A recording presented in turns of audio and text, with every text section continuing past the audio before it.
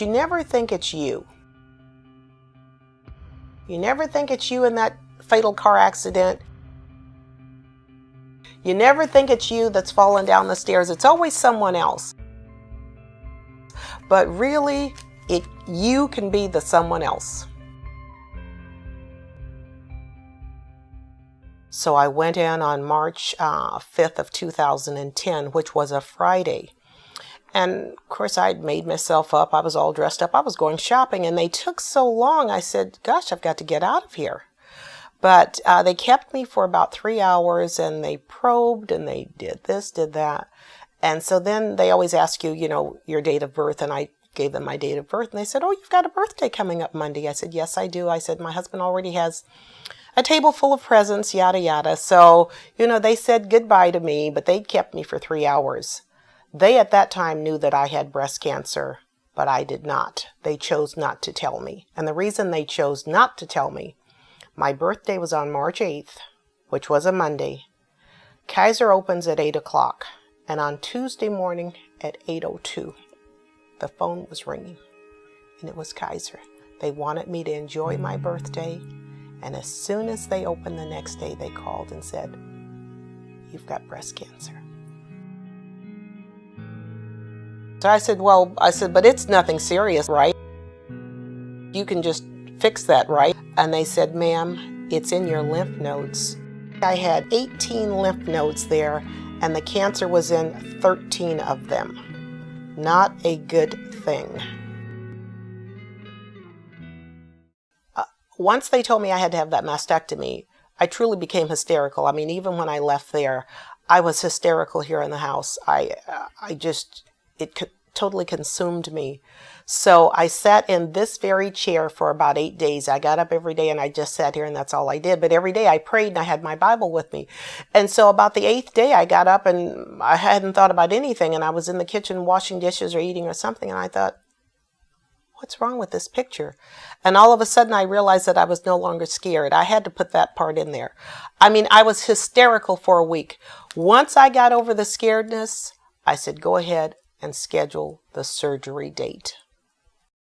I came out of the surgery. Of course, that was that phase of it. But then because of the type of cancer that I had, with so much cancer in my lymph nodes, they couldn't just do the surgery and say, okay, you're done. I had to have both chemo and radiation.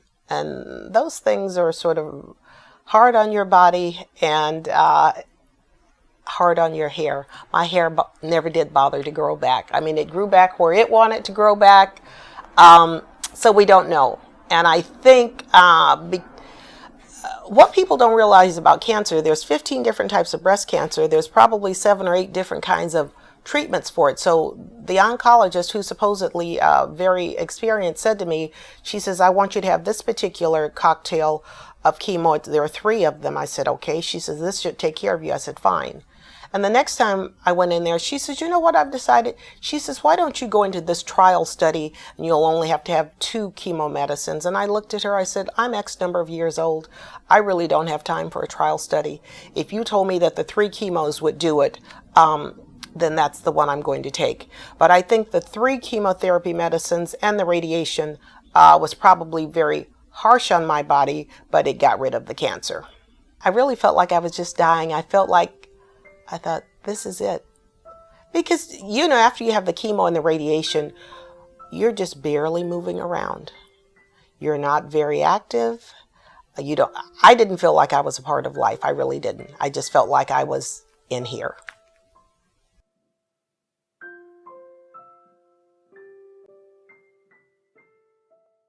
I have to go see the oncologist twice a year for the next 10 years. So the breast cancer is 2 years behind me, so I still have 8 more years to go.